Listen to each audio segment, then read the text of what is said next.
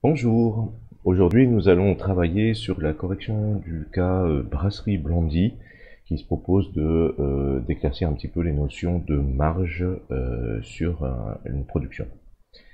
Brasserie alsacienne, la société Blandy présente un taux de profitabilité convenable. Elle est sollicitée pour être le fournisseur exclusif d'une grande manifestation organisée en août, soit une commande de 30 000 hectolitres. Le décideur, M. Beveridge, souhaite proposer un prix de vente qui lui permet de conserver à minima son profit actuel. Alors, on nous donne quelques indications sur la production actuelle. Après une étude précise des coûts, le contrôleur de gestion a modélisé le coût de revient d'un hectolitre de bière Blandy Gold. L'hectolitre est vendu à 110 €, le coût variable est de 88,50 € par hectolitre, le coût fixe est de 1 400 000 € et la production annuelle s'élève à 400 000 hectolitres. Le projet de commande, le cours des matières premières ayant augmenté, le réapprovisionnement pour la fabrication de la bière supplémentaire, ainsi que le recours à du personnel intérimaire entraîneront une augmentation de 12% des charges variables, strictement proportionnelle aux quantités produites. La capacité de production de la société permet l'absorption de 35 000 hectolitres supplémentaires sans changement de structure.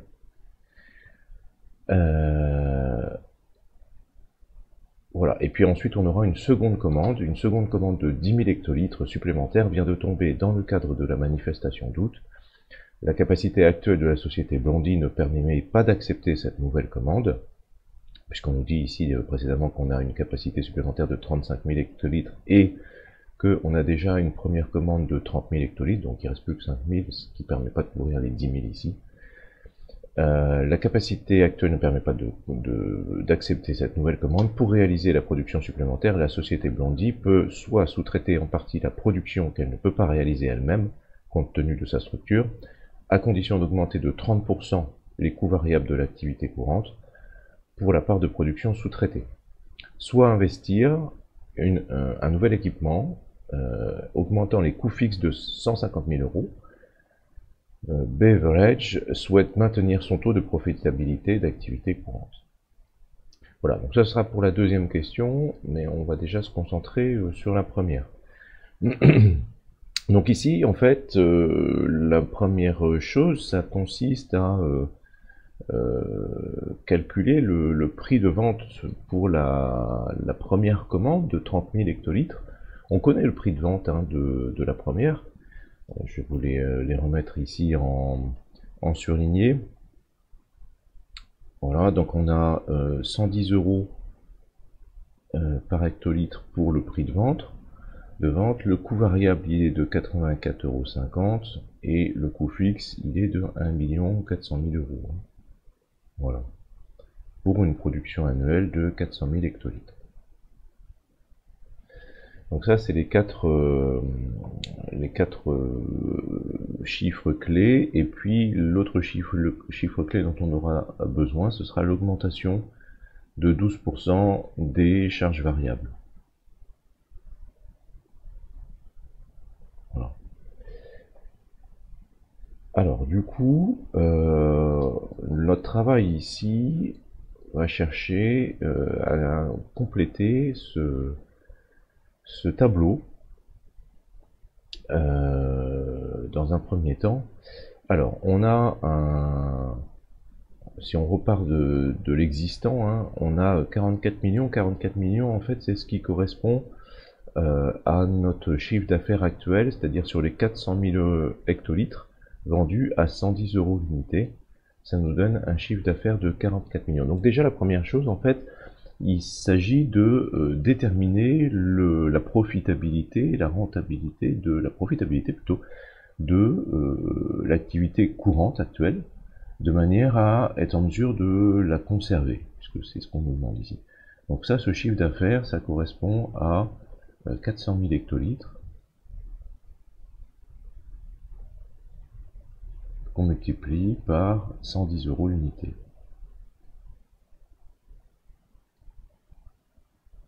Voilà.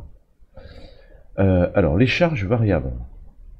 Pour calculer nos charges variables, bah, on va prendre la même technique. Donc on sait qu'on a 400 000 hectolitres.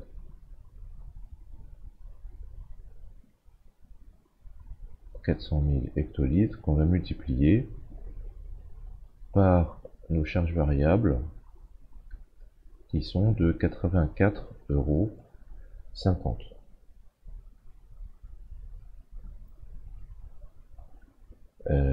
Ce qui va nous donner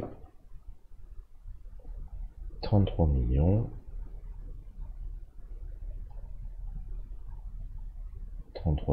800 000 €. Hop, mince. Petite erreur de clic.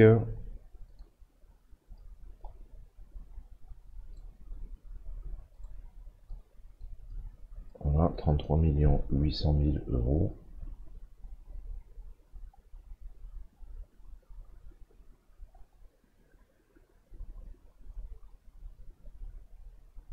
Je vais le renoter juste à côté, peut-être ça va être plus facile. Donc 33 800 000. Voilà. Le B, c'est la marge sur coût variable. Alors la marge sur coût variable, pour rappel, hein, c'est simplement le chiffre d'affaires moins le montant total des charges variables. Donc on va faire nos 44 millions moins notre chiffre A qu'on vient de trouver ici. Alors dans ce genre d'exercice, effectivement, dès qu'on a un chiffre qui est faux, ça risque fort de donner des réponses fausses pour toutes les questions suivantes, hein. Donc là, ça va être 44 millions moins le A. Donc ce qui va nous donner 10 200 000.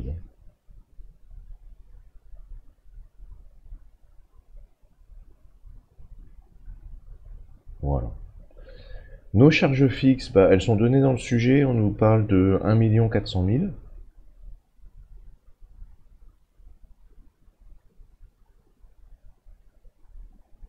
Voilà, et du coup, ça va nous donner un résultat, E, bah, qui va simplement être, donc le E ici, ça va être notre marge sur coût variable, qu'on a déjà calculé, moins nos charges fixes,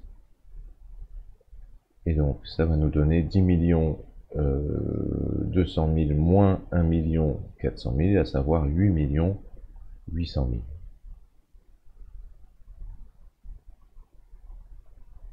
Voilà. Alors ensuite, il s'agit de déterminer les taux que ça représente par rapport au chiffre d'affaires. Donc pour calculer le C ici, on va tout simplement faire notre 10 200 000, je mets en millions, qu'on va diviser par 44 millions.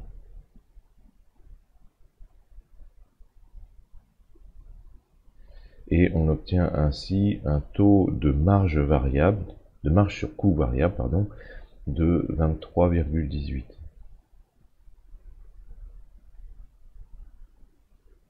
Et si on calcule notre taux de marge nette, on pourrait dire, hein, c'est à partir du résultat, on va faire la même chose, mais cette fois-ci à partir de notre résultat E, donc c'est-à-dire 8 800 000. Ah, j'écarte un petit peu la souris. 8 800 000 € sur 44 millions. Voilà. Ce qui va nous donner 20%. Donc en fait, ce 20%, c'est le taux de profitabilité qu'on souhaite conserver pour les commandes futures. On ne veut pas dégrader ce taux de profitabilité si on prend des nouvelles commandes.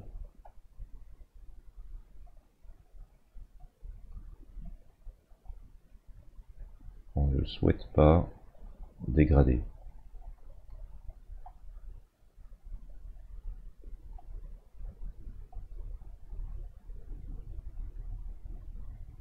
Voilà. Alors, du coup, la suite de la question, c'est comment faire pour déterminer le prix de vente de notre nouvelle commande, parce que on nous propose une commande à 30 000 hectolitres. C'est chouette, mais maintenant il faut qu'on arrive à donner un prix de vente, en tout cas un prix de vente minimal, en dessous duquel il ne faudrait pas descendre, au risque sinon de dégrader notre profitabilité, qu'on ne souhaite pas dégrader précisément. Euh, en fait, on va reprendre en quelque sorte le même tableau, simplement, donc ça c'est pour les 30 000 hectolitres supplémentaires.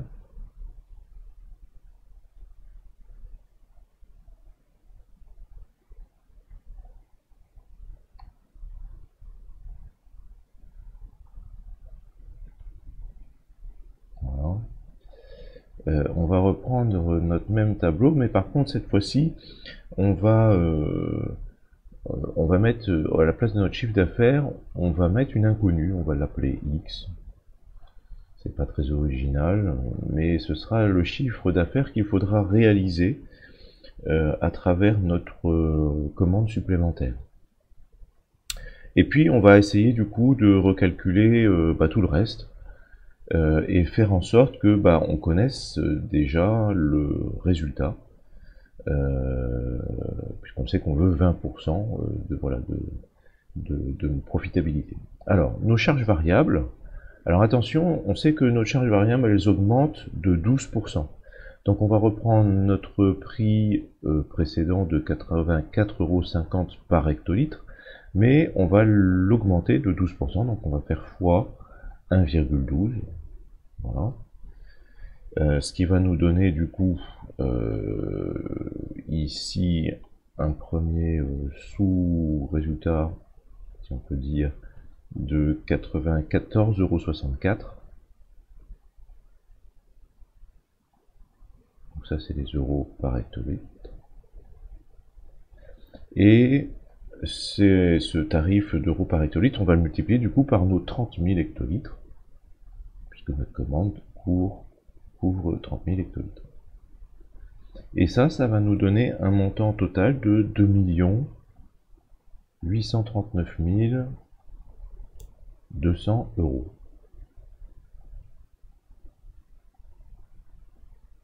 Voilà. Donc là, on connaît combien va nous coûter cette commande supplémentaire en termes de charges variables. Maintenant, faisons la suite.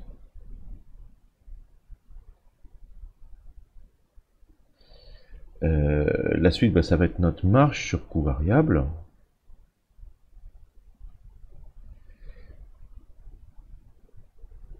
Alors la marge sur coût variable, du coup ça va simplement être notre chiffre d'affaires X moins ce qu'on vient de trouver, c'est-à-dire 2 839 200 €. Voilà. Donc là on peut pas aller plus loin pour le moment. Si on regarde maintenant nos charges fixes, alors ici, nos charges fixes, ça va être les charges fixes uniquement additionnelles pour notre commande supplémentaire de 30 000 hectolitres. Hein, parce que c'est de ça dont on se préoccupe. En fait, les charges fixes, par définition, elles sont fixes. Elles sont fixes quel que soit le volume de production et de vente. Donc du coup, les charges fixes additionnelles, elles vont être de 0. Elles ne changent pas, il n'y a pas de charge fixe supplémentaire, en tout cas il n'y a rien qui nous indique. Elles pourraient éventuellement augmenter par palier. Parfois c'est ce qui se passe dans les entreprises, c'est-à-dire qu'on a des effets de seuil, et donc si on a une augmentation significative du volume de production, on peut très bien avoir une augmentation des charges fixes, mais une augmentation qui ne sera pas proportionnelle, strictement proportionnelle à l'augmentation du prix, du volume, de l'augmentation de l'activité.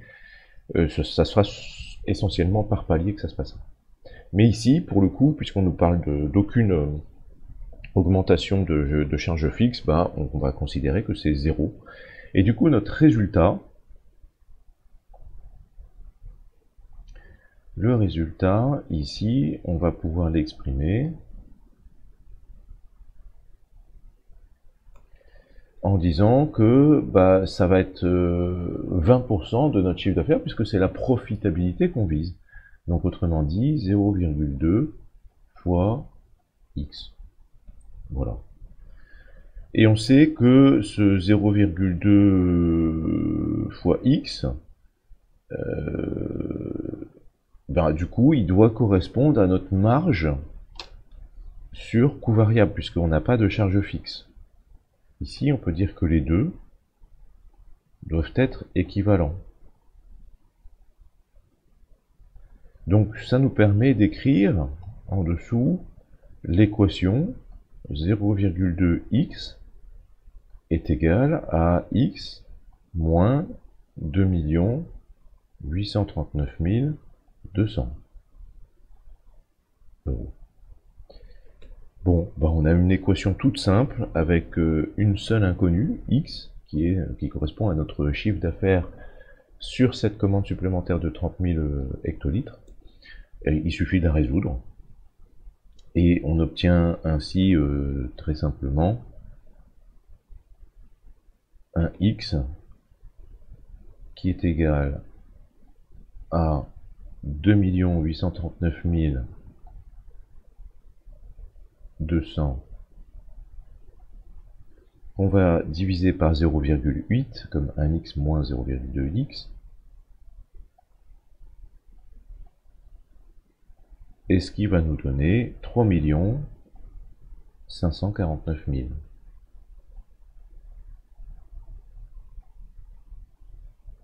Euros. Donc ça, c'est le chiffre d'affaires de la première commande supplémentaire.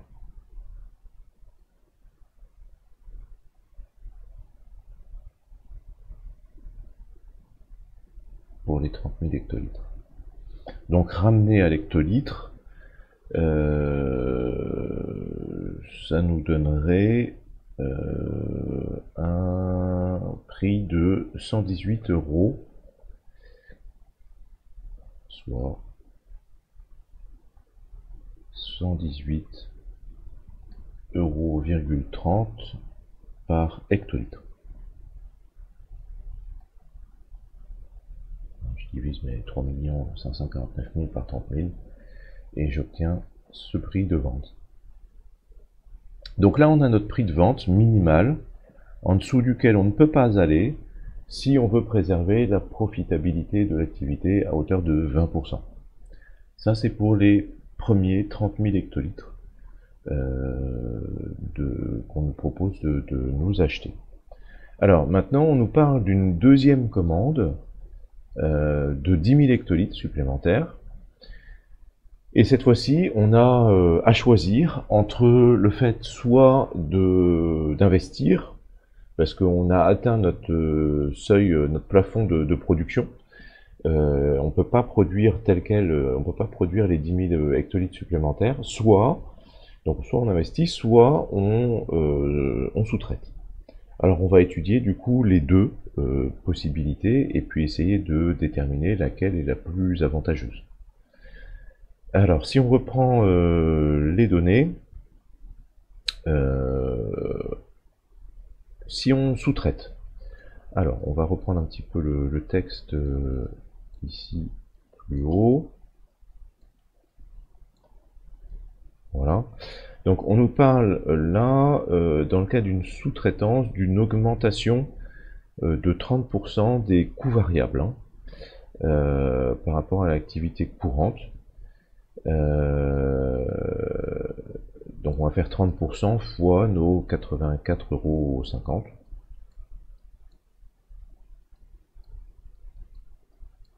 Hop, je vais revenir ici, voilà.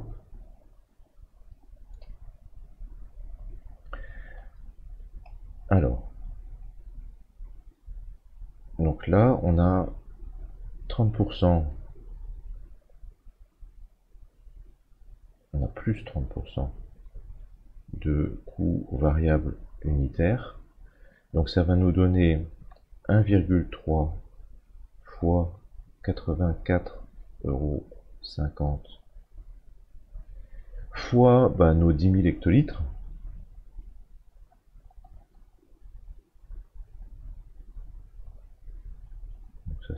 euros, ça c'est des hectolitres, ça c'est des euros par hectolitre. Hop, voilà. Et du coup, ça va nous donner ici un montant total de charges variables, un A, je vais mettre en dessous pour avoir un peu plus de place, de 1 098 500. Voilà.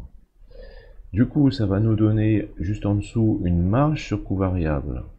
Donc ça, c'est nos charges variables.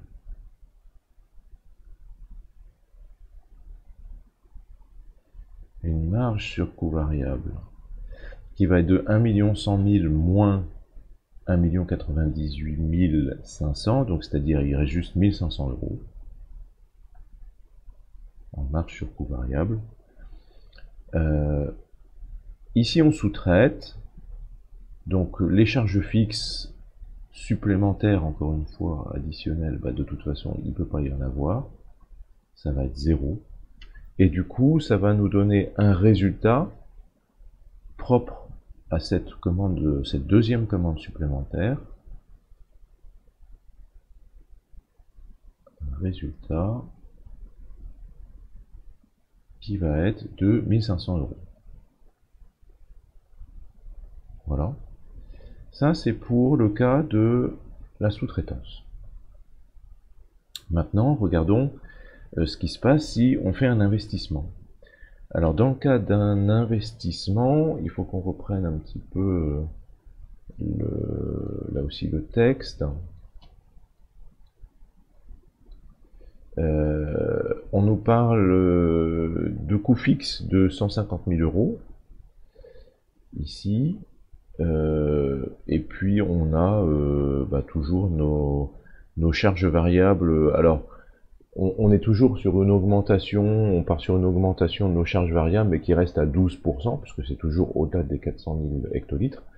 Mais on va rester ici sur le prix augmenté de 12% et non de 30%. Donc là, le 30%, c'est uniquement dans le cadre de la sous-traitance. Alors, ici, hop, je redescends là, voilà. Du coup, on va avoir nos 1 100 000 de chiffre d'affaires, puisque on sait là pour le coup qu'on va vendre 110 euros l'hectolitre. Nos charges variables, donc ici, le B, voilà, bah, ça va toujours être nos 84,50 € par hectolitre qu'on multiplie par 1,12 et qu'on multiplie par 10 000 hectolitres. Voilà. Ce qui va nous donner un montant total de, puisqu'on était à 94,64 € fois 10 000, donc 946 400.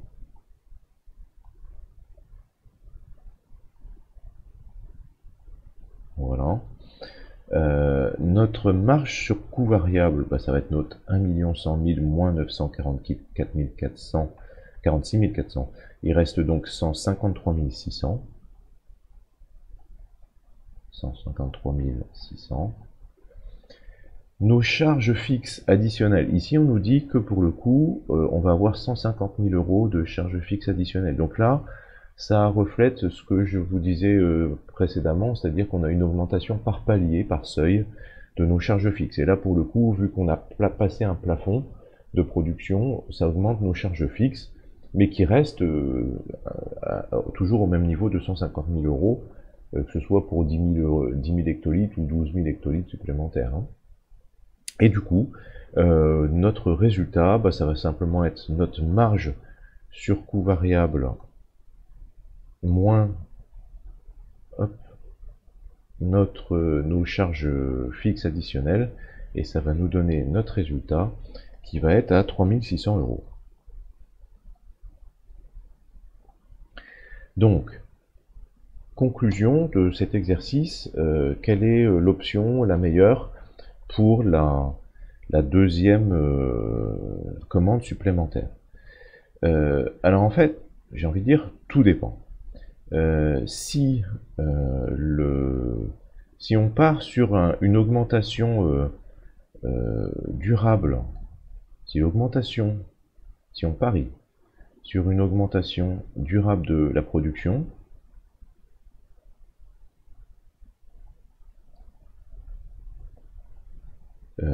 on va pouvoir investir une augmentation pérenne de la production.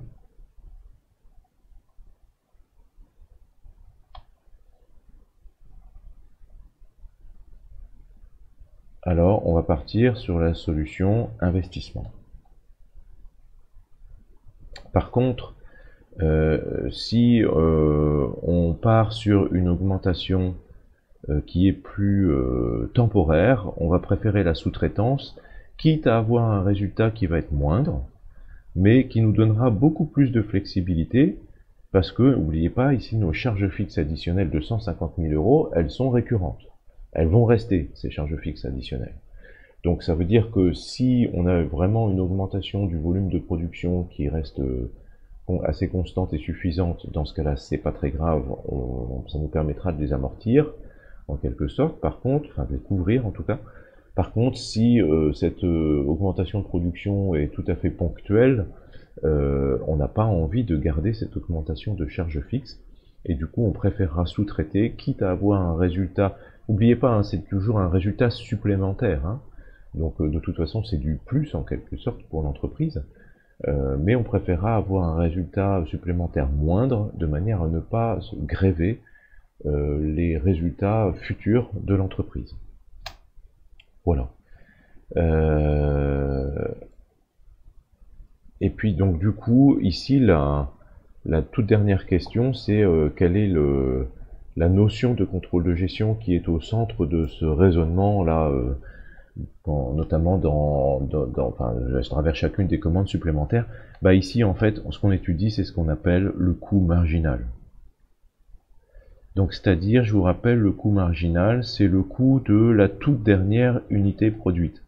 Alors ici, ce qu'on appelle toute dernière, c'est par série, par lot de 10 000 hectolitres ou 30 000 hectolitres. Mais le concept est le même, c'est-à-dire que on ne tient pas compte de tous les investissements précédents, c'est uniquement les investissements supplémentaires, à travers notamment les charges fixes supplémentaires, dont on va tenir compte pour déterminer le coût de revient marginal de ces unités supplémentaires. Voilà, qui conclut cet exercice qu'a Blondy sur le calcul de marge et notamment de marge de coût marginal. Et à bientôt pour un prochain exercice.